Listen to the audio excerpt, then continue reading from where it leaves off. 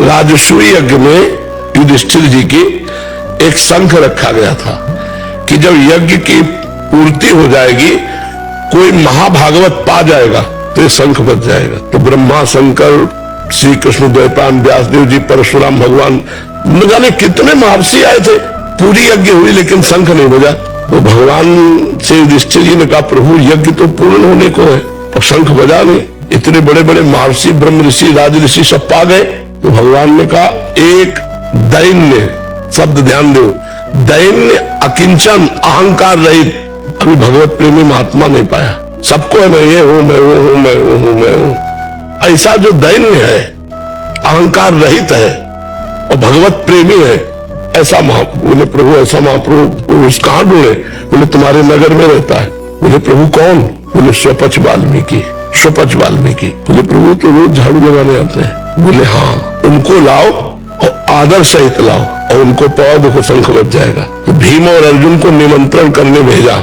जो ही घर गए तो सुगंध आ रही थी घर में। अंदर घुसे, मिट्टी की दीवार, मिट्टी में तो ठाकुर जी की छवि रखे वो रो रहे थे। अकिंचन भक्त प्रेमी जी देखा भीम अर्जुना से, मालिक मालिक। तो उनका नहीं, तुम्हें निमंत्रण देने आए, राजसूय यज्ञ में पूर्णता आपसे होगी। तो भगवान श्री कृष्ण को ऐसे ध्यान में देखे और कहे, चैन से नहीं रहने दोगे आप हमें? अगर आप इन राजाओं से हमें पुजवाओगे तो हम चैन से भजन कर पाएंगे, पर अब आप जैसी आपकी इच्छा। तो उनका मालिक, हम तो रोज जूठन पाते हैं आपकी, दोना पत्तल उठाने आते हैं रोज जूठन। बोले नहीं, अब निमंत्रण है।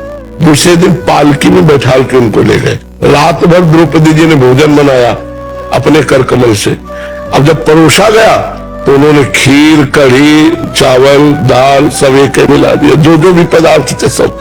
द्रौपदी जी के मन में आया कि कोई राजघराने के होते तो स्वाद अलग अलग लेते, शंख नहीं बजा उनके खाने पर भी। युधिष्ठिर जी ने कहा, महाराज आपने कहा था सुपथ वाल्मीकि के पाने पे शंख। बोले एक एक कवल पे बजना चाहिए, लेकिन तुम्हारे यहाँ किसी ने अपराध कर दिया इनके प्रति, दोष दर्शन किसी ने किया। तो द्रौपदी जी ने कहा, हमने इतना रात भर अलग अलग पदार्थ बनाए, इन्होंने एक में मिला करके सब। तो हमें लगा कोई राजे महाराजे के घर के होते तो स्वाद लेते। बोले दोष दर्शन, वैष्णव की जाति पर गए तुम, इतने बड़े महान भक्त, प्रणाम करो। और प्रणाम करके पूछा कि आप मिला के क्यों पाए? तो उनका, प्रभु स्वाद तो आप लेते हैं, हम तो प्रसाद पाते हैं।